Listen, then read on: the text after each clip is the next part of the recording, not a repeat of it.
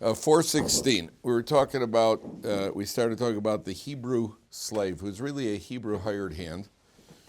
And he comes to work for the guy for 6 years. This is a guy who stole. One way there, he could either have stolen and it was sold by the Beis Din, or he sells himself. A guy got to the point where he was so poor that he had to sell himself off. Now, the Torah then says in Pasuk Daled. Now, this is a strange halacha. It's a strange halacha, and you have to understand where it's coming from. The Torah says like this: Im Adonav yitan lo isha. 2 lines from the bottom. If the master gives him a wife, and we're talking about a non-Jewish Canaanite servant girl who's living on the property of the master. V'yolda lo banim o banos ha'isha. She has sons. She bears him sons or daughters. Ha'isha v'yiladeha ti'eladoneh. The woman and her children belong to the master. V'hu yetze bigapo. He leaves alone. So the Torah says that a man who has stolen and is sold, so we mentioned yesterday how the master, if this guy is married, the master has to now support not only him, but him and his wife and children for 6 years.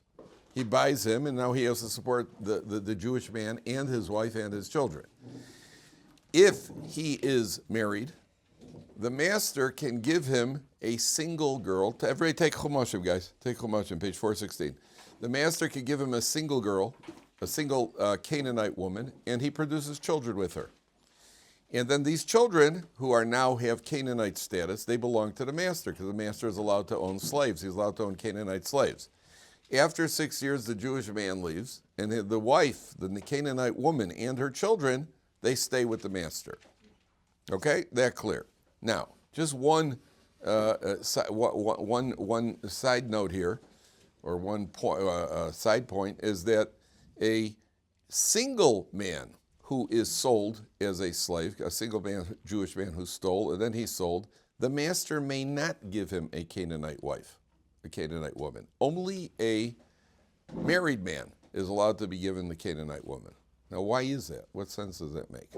Why is it that if the Jewish guy is married, so then he can be forced meaning he's got an obligation, if the master wants him to live with this woman, to live with her and produce children. Whereas if he is single, then he's not allowed to, according to halacha.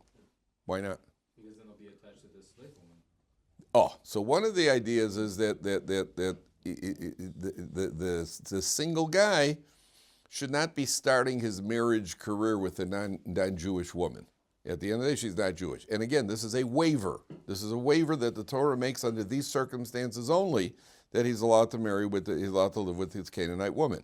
So a single man, the Torah does not want him to start his marriage career with a non-Jewish woman. That the marriage career should be make the attachment with his a Jewish wife. Okay. There's a practical reason here. That's a very nice reason, and it's certainly an important reason. There's a practical reason. You see, I told you yesterday, if there be a yeshiva guy who's for sale for 6 years, Sam's on the market, right? I'll take him. 6 years, he could put up my sukkah, mow the lawn. What'll it cost me? Some room and board. I can't make him do degrading work. I'm not allowed to make him polish my shoes or carry my towel to the bathhouse. You're not allowed to do something that you would be allowed to do with a non-Jewish slave. Skilled labor, what we call regular profession, what you'd hire somebody for, that you are allowed to do. A single guy who's for sale, Beis Din says, listen, he stole $2,000. Anybody wants to pay $2,000, you get him for 6 years. Make a calculation. 2,000 divided by 6 is, what is it, 333 $333 a year, room and board, plus room and board. It's a good deal to have an extra pair of hands around the house. What about a married guy with 7 children and his wife? Who wants to take that on? I told you, you have enough trouble supporting your own family. You got to go support this guy's family too. So the Torah says there's a financial incentive. What's the financial incentive?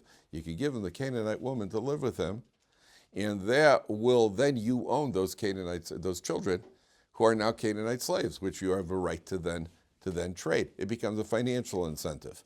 There's another reason, by the way, that I saw the commentary say, if a man steals, a married man steals, often, not always, but it may very well be because his wife was pushing him to live at a higher standard than he could afford. The wife is, she's high maintenance, as they say.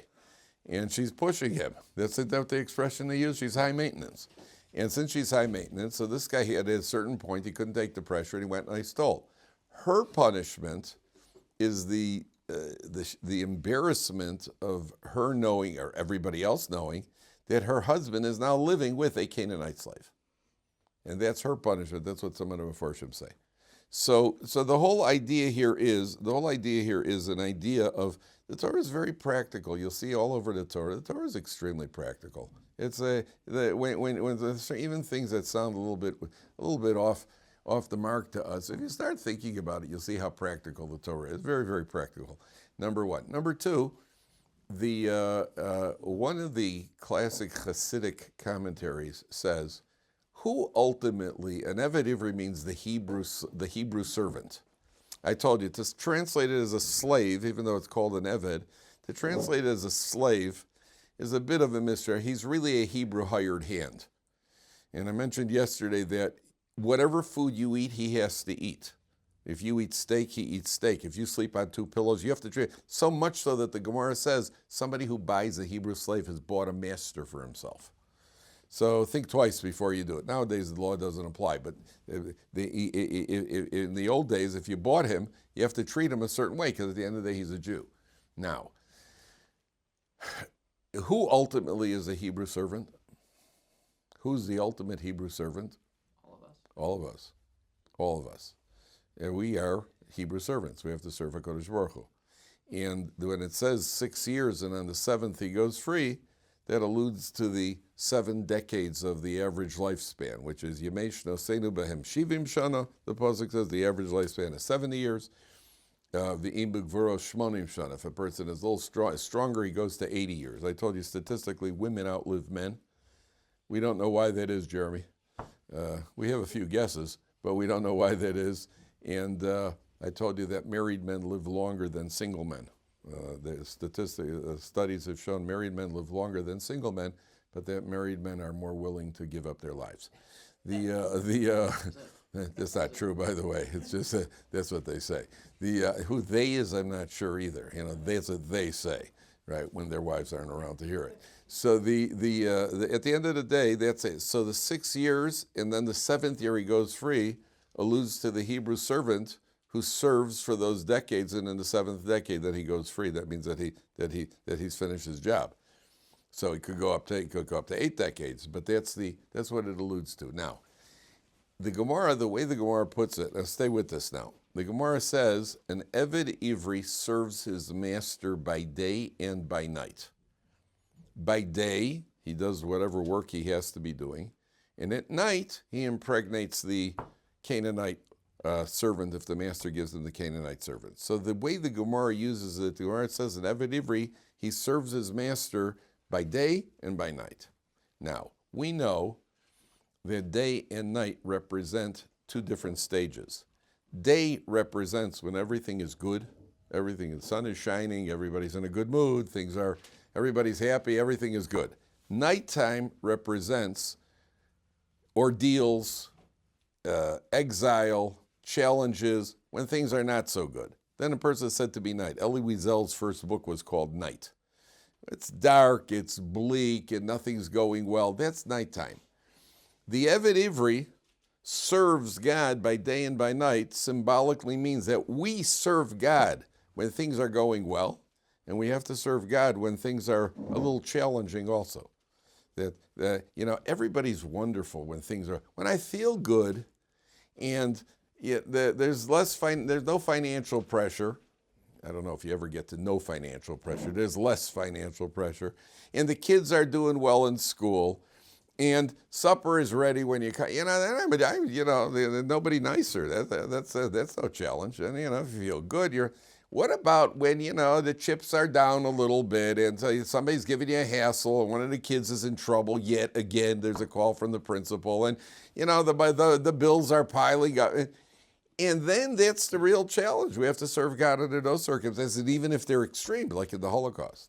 If you want to read a powerful book on the Holocaust, probably the real book on the Holocaust, which is worth reading, is something called Responsa from the Holocaust. We might even have it here in the library. What Jews did in the concentration camps under the most extreme circumstances, trying to find a sitter to daven, and trying to avoid eating non-kosher food, and trying to smuggle in a page or two of Gemara so that they could learn, and all the things they did when the chips were really down. That's an Eved who's serving Hashem during the day and during the night. That's real service at Kodesh Baruch Hu. Obviously, we have to do it all the time. That's what the Torah is emphasizing. You will find, when you get married, somebody is going to give you well-meaning but very poor advice. And they're going to tell you, never go to sleep upset with each other. Work it out before you go to sleep. Did you hear that before you got married? Anybody tell you that? We never fight, Rabbi. Oh, well, yeah, okay. Did you ever read that book about telling the truth? Right, I think so we don't either. We don't fight. We discuss. We discuss. We don't argue. We discuss. Okay. So if somebody's going to give you well-meaning advice, like never go to sleep. It's usually your uncle, who's been divorced 3 times. You listen to me, kid. Now listen to me. Don't you go to sleep at night. You work it out. You hear me? That's what you ought to do. You work it out. Well, it's a bad piece of advice, because when you're at night you're tired, you're cranky, you're very sensitive, and no matter what happens, what could be worked out quickly could turn into a 2-hour slugfest with her ending up crying. So you're much better off just saying, listen, we're upset, just go to sleep. Then you work out in the morning in 10 minutes. In 10 minutes is all. You feel better, she feels better, have a cup of coffee, you apologize, Shalom Yisrael. It's all worked out. That's how it works. You always apologize, by the way. You always get used to that. You're no matter what happens, you're going to end up apologizing. So at night, go to sleep. It all looks different in the morning. Then you find out, it's not the despair that you think it is. The Torah is telling you, I want to tell you a story. This is documented. There was a couple, they got married, and 3 months after the wedding, true story, from couple got married, 3 months after the wedding, they were in a car accident, and the husband, his brain stem was shattered. So he was turned into a medical, what they call a vegetable. He was on a respirator in the hospital, absolutely no chance of recovery. So, in halacha, you can't pull plugs. You may not have to intervene, you may not have to active intervention to extend the life, but you can't do anything to terminate the life. So this went on, and it went on, and the doctors asked the doctors, what's the prognosis? The doctor said it could be indefinite. It could go on for years. So at a certain point, the wife decided, now she's fully married, and he can't divorce her. He can't give her a get because he's not, and there's no get by proxy. She's what's called a living aguna. She's got no husband, for theoretically, she's got no non-functional husband, but she can't marry anybody else because she's obviously, he's still her husband. So she she started going to medical school. She had to make a life for herself. She went to medical school once a week. In the beginning, she would come every day to the hospital. Once a week, she would come in and sit with her husband for 10 minutes. And she would once a week. She'd go in for 10 minutes, and she'd sit there, and then she would leave once a week. She finished medical school, so imagine how much time this is going on. And then she started working as a doctor. And then one day she came in to visit her husband, and while she was visiting him, she recognized that he was having a heart attack. Because of her medical training, she could tell he was having a heart attack. And now she had a choice. She could either push the button for assistance to help, do CPR, keep him alive, or she could just sit there and do nothing and be released from this living Gehenna. So without a moment's hesitation, she pushed the button to start applying CPR, and then the staff came and they kept him alive. Then she went to Rabbi Yitzchak Zilberstein, Rabbi Yasha's son-in-law, who is one of the biggest medical poskim, one of the biggest poskim in general. And she went to Rabbi Yitzchak Zilberstein. She asked him if she was obligated to do that. So Rabbi Zilberstein said that the Torah says, Lo samod al dam reyacha. You're not allowed to stand by while your fellow man, Jew, is dying. Lo samod, stand on, literally, you're not allowed to stand on your fellow's blood. And the Torah does not distinguish between a healthy person and an unhealthy person. If a Jew is dying, you have to try to save his life. And they said to her, no one whose ancestors did not stand at Har Sinai to receive the Torah would have been capable of doing that, of passing that test. That was the story. So I told this story to my kids when they were real little. I told this story to my kids at Shalashudas. Shalashudas is when things are, the lights are dimming and it's a little more spirits. I told this story to my kids, and of course they're looking at me like this. And I made one mistake. My mother happened to be there. My parents were there at the time. These are her grandchildren. Me, she relinquished ownership of me many years ago. The grandchildren she likes. So the kids are a little bit, gets a little bit spooked.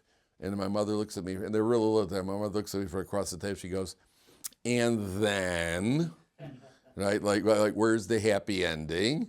Because I want my grandchildren to have a happy ending. Here, a happy ending over here. So I said, that was the happy ending. It's not the ending we would have written. The happy ending is that a Jewish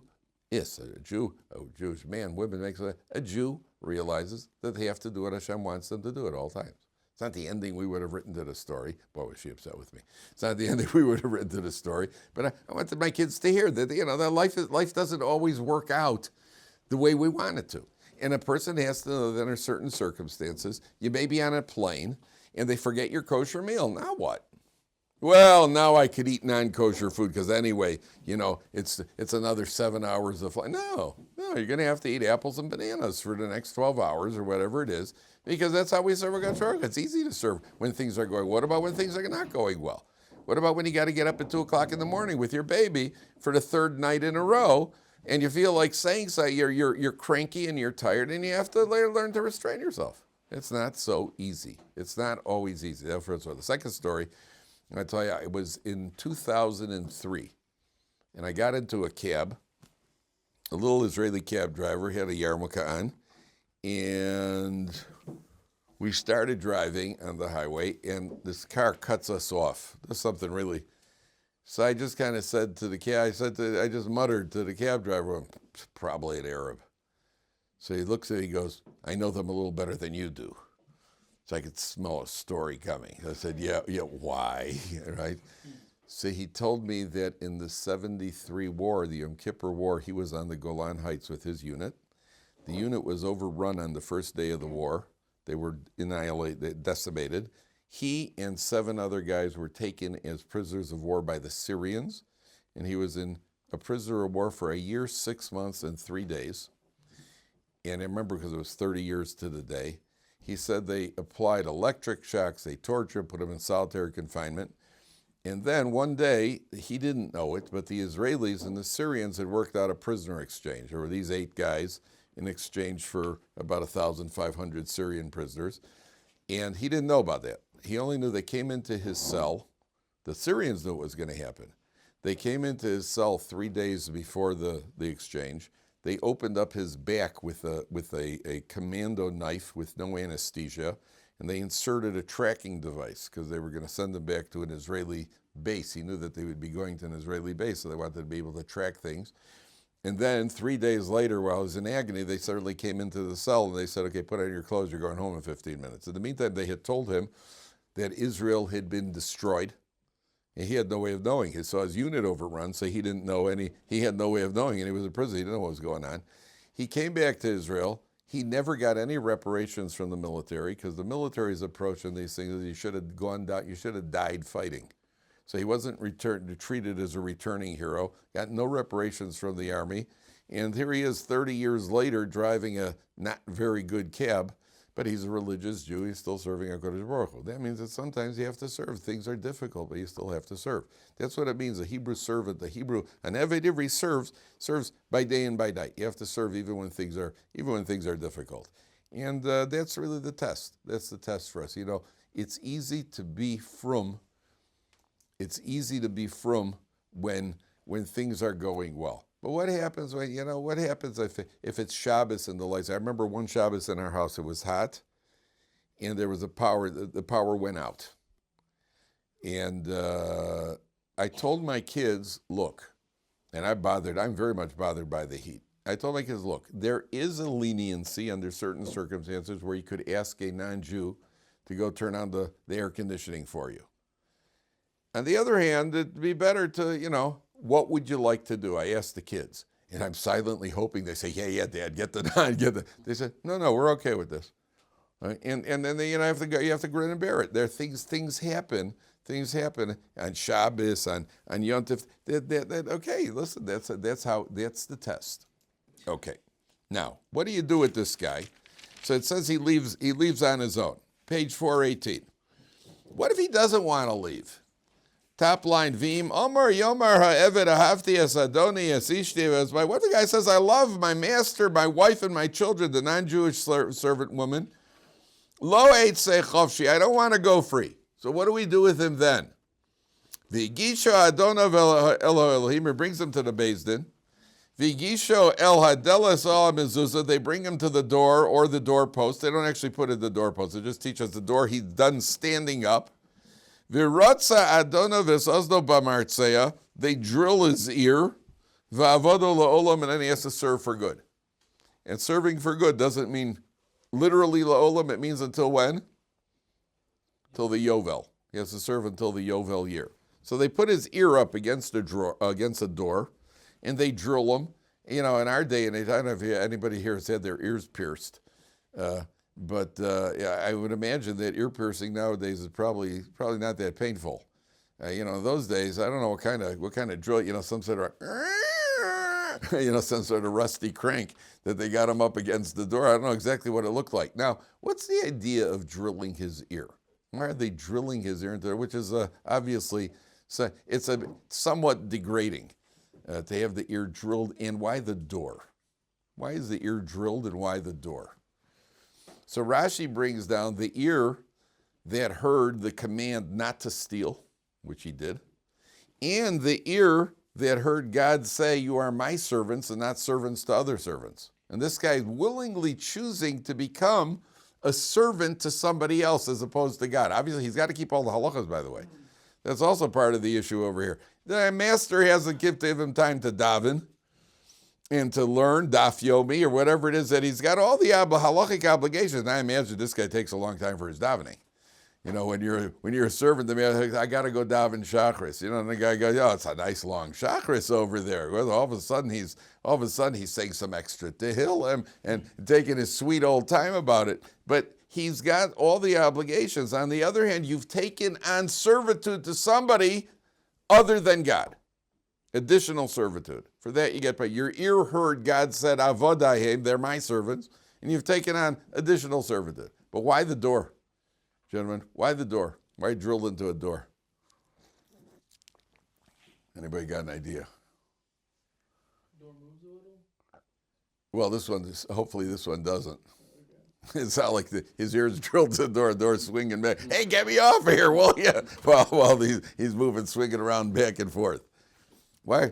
Any idea why would he drill? Why does he get drilled into a door specifically? Does it have to do with the mezuzah? What's that? Does it have anything to do with the mezuzah? No, the mezuzah just tells us that like the doorpost is standing position, the door, it's specifically, he's not drilled into the mezuzah. The mezuzah is the doorpost. And it's just telling us the doorpost standing up, so the door also has to be in an upright position. But why a door? What's the idea of a door here? There's several ideas here. Several ideas what a door represents. One of them is that this guy believes that the door why does he want to stay? Why would he want to stay on as for all this time? The master is supporting him, and if he's got a wife and children supporting his man, he's got a wife and children because he's married to this Canaanite woman also. So he's in a situation where he doesn't have to pay bills. He doesn't have to he has zero responsibility, and he's being supported. All he's got to do is work, but he doesn't have any, it's like living on kibbutz, right? All you got to do is work, and you're being supported around you. He believes, at some level, he may very well believe, that he can't make it on his own. He believes the door to parnasa, the door to a livelihood, is closed to him. Otherwise, you'd be willing to go out on your own. He believes the door. He said, I can't make it. And the Torah is telling you, listen, that's a lack of faith. Go out and work for a living like everybody else. There's a God in the world, and God will help you, number one. Number two, when he was stealing, he probably broke doors down. He broke doors down how did you get into the house? Well, there was probably a break-in entry. You probably broke in. Number three, I saw very interesting. One of the commentaries says, what happens if the guy let's say he runs away. Let's say he runs away from the master. At some point he says, listen, I've had about enough. He runs away. How do we identify that he was truly this guy's, what's it called, the indentured slave? How do you, well, there's only one guy who's got a door where there's a hole in the door exactly at ear level. So we bring him over and put him up against the door. Yeah, that's him, right? That's the guy. And not only that, it prevents the master from claiming someone else's slave. Two Jews are coming over claiming a slave and saying, hey, he's my slave. I'm the one who drilled him. Oh yeah, take him up to the door. Let's see where the ear comes up to the door. Okay, now I'm going to hit you with one that you're going to be a little bit surprised about, possibly upset, but then you'll see again how the Torah is very practical. Take a look at Pasuk Zayin. V'chiyimkor ishes bito la'oma. When a man sells his daughter as a maidservant. Lo seitze kitzei sa'avadim. Anything bother you about that? Nothing bother you about? The whole thing? Anything about that at all? Just those very words. When a man sells his daughter. Nothing bother you about that? Everything. Everything? Yeah. Which part? The man selling his daughter As a maidservant? Yeah. Why does it bother you? It seems like a bad thing to do. It seems like a bit, which part? To sell your daughter. Anybody want to buy my daughter? So we're talking about a girl who's a minor. When she's adult, you can't marry. When she's a nar, you can't sell her. Talk about a girl who's a minor. I once said this to my daughter. My daughter was giving me a hard time. She's about 7 years old. And she'd give me some lip. Esther Leah. She'd give me some lip. So at a certain point I said to her, do you know according to halacha I could sell you if I wanted to? And she looked at me with her hands on her. She goes, yeah, but you won't. Which wasn't in the script. She was supposed to throw herself down and plead and grovel at my feet.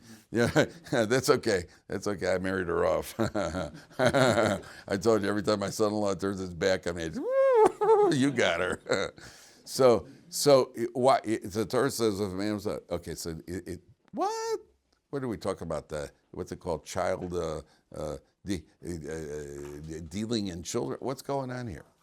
The answer is anytime the Torah says something, why would a guy sell his daughter?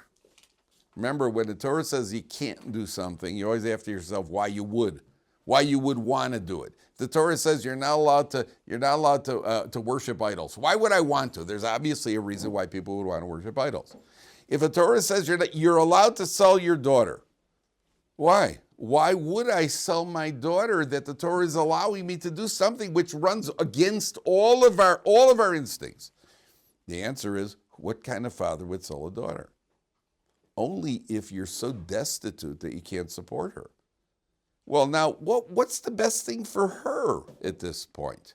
You can't even feed her. What's the best thing for her?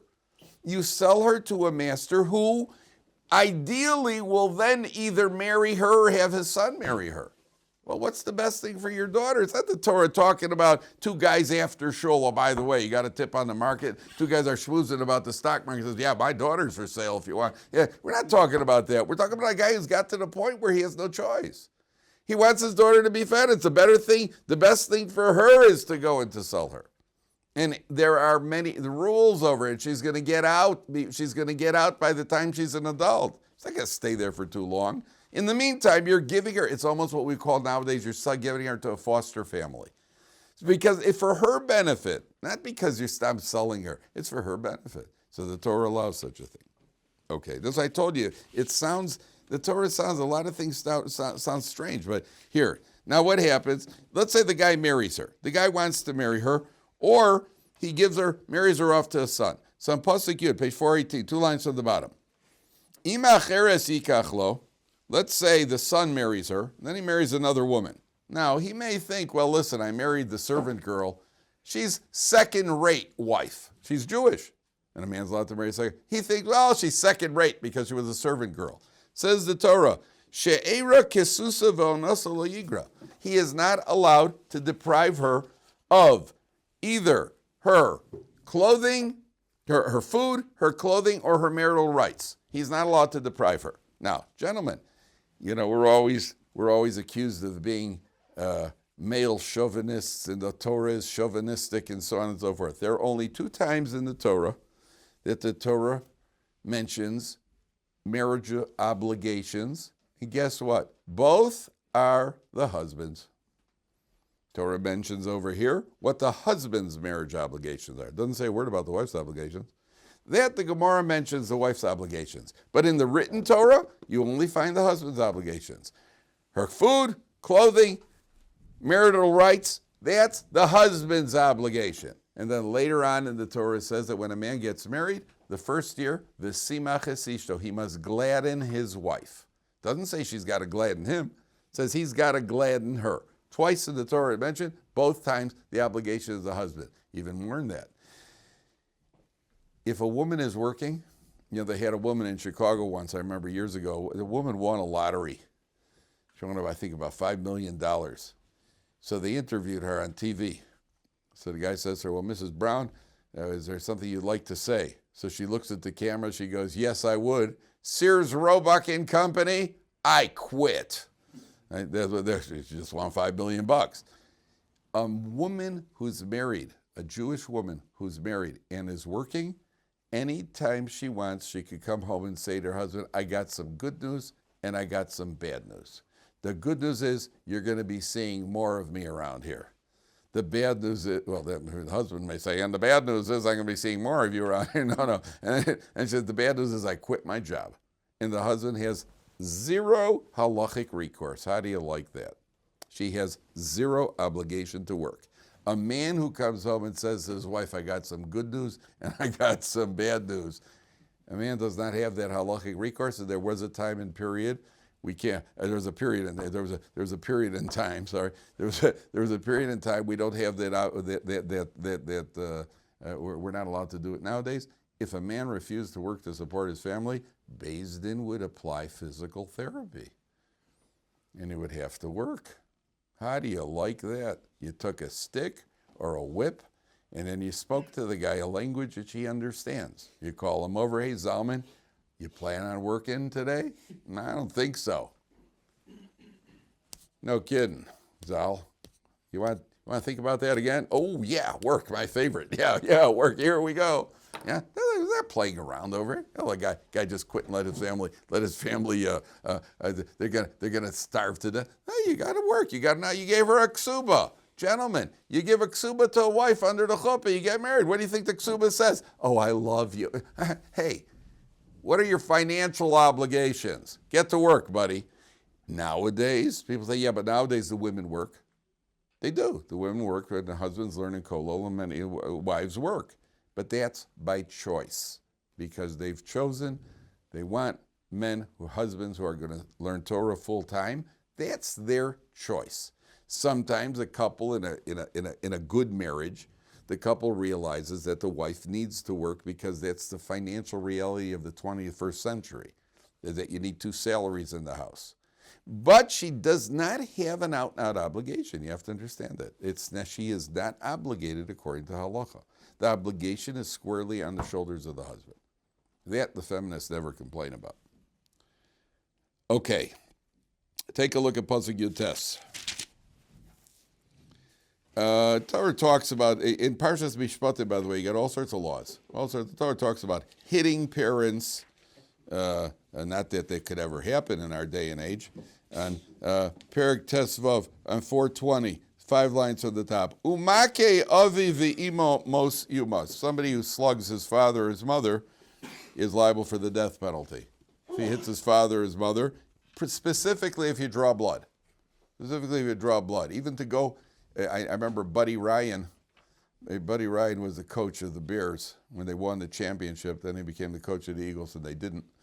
And that felt good. You have no idea how good that. I wasn't even planning that. So he was the famous coach who designed the 4-6, the 46 defense when the Bears '85 won the Super Bowl. And so Buddy Ryan, I remember reading. He was tough, and he was. They had a boxing ring, and they would box. Him and his brothers would box. I mean, they made a ring in the backyard. They would be hitting each other. And his father was in the military, and Buddy Ryan apparently, was a teenager at the time. And he was boxing, and apparently he was getting a little too big for his britches. And his father came home one day, and said, "Let's box." And he went into the ring with him. So he said his father jumped up, landed right on his feet, pinning him to the ground, and then just beat him to a pulp, which is, my father and I, we played chess, but I guess that's how some people play. Now, to hit your father under those circumstances is very dangerous. To go and hit your father if you draw blood or bruise him, so that if it's done intentionally, bleeding or bruising is liable for the death penalty if there are witnesses. That's why, according to halacha, a son ideally should, if he's a doctor, should not give his parents injections. That's brought down halachically. The Gemara talks about one of the Amoraim who didn't want his son to remove a splinter, because when you remove a splinter, you could draw blood. And I think it's brought down in the name of the Vilna Gaon that even a baby, a 1-year-old baby, sometimes babies all of a sudden they'll give you a scratch. You're holding the baby, and all of a sudden the baby, it just give you a scratch or something. They could all of a sudden and draw blood. The Vilna Gaon says that somebody who as a baby scratched his father, when he becomes an adult, he should do tshuva for that. Now, obviously, he's not liable for it, but at some spiritual level, it's a good idea for him to do tshuva. So the Torah says somebody who hits his parents, and therefore, if the father, from a halachic point of view, if the father needs an injection or medical treatment, and he says, I want my son to do it, there is room for leniency. A father who's, let's say, needs an injection, let's say he's a diabetic and needs an injection, there's nobody else to give it to him, then for sure the son has to do it. But ideally, it shouldn't be done. It should be done by somebody else because of the severity of this halacha. Okay, take a look at Pasuk Yud Tes. Then the Torah talks about two guys who are fighting, and somebody hits them with a stone, or he hits him, and the guy does not die. If you hit somebody with a stone and he dies, then you're a murderer. But let's say you hit somebody.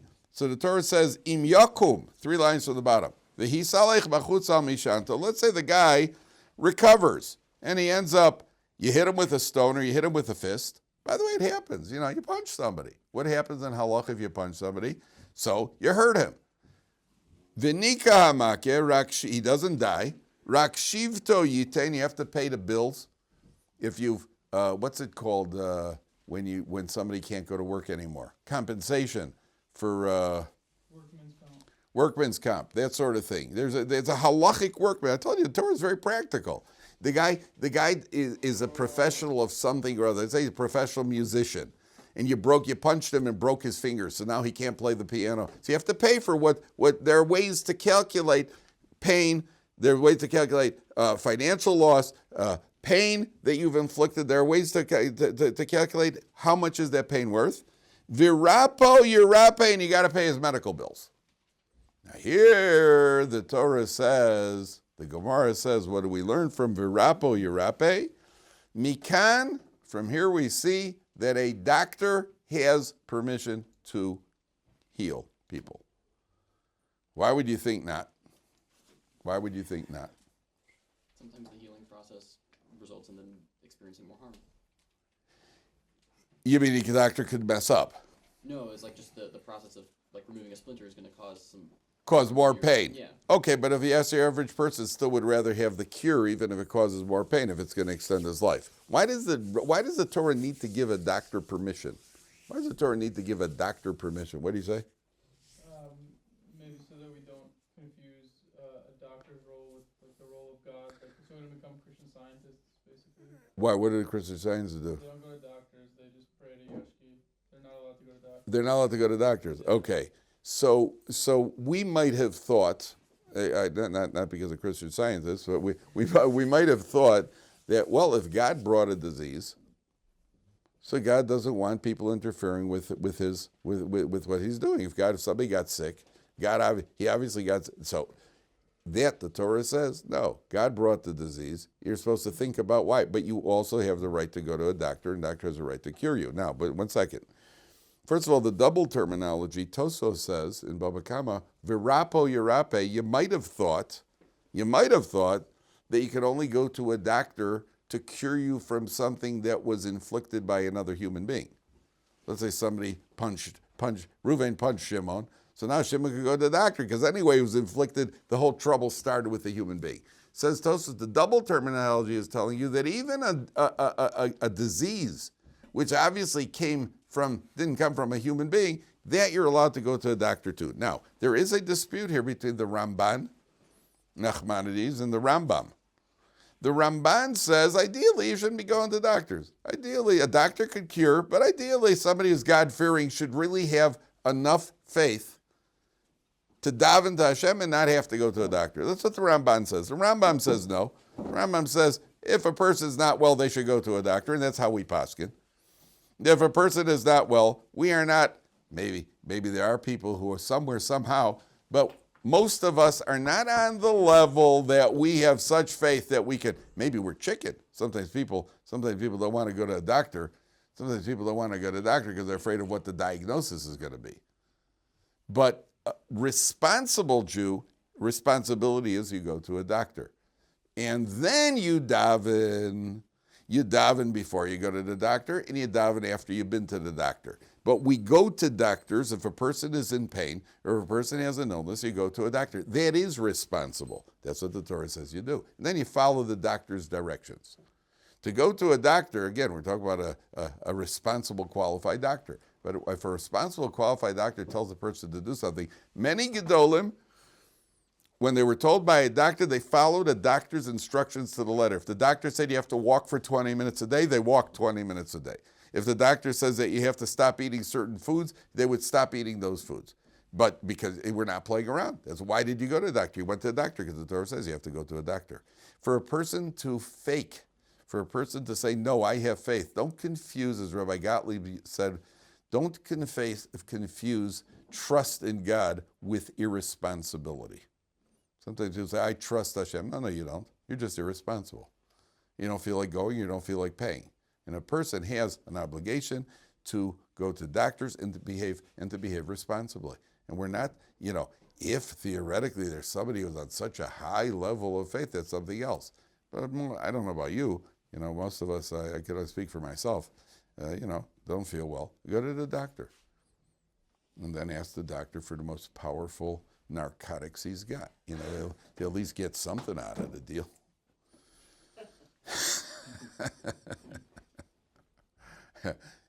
I didn't say I was joking.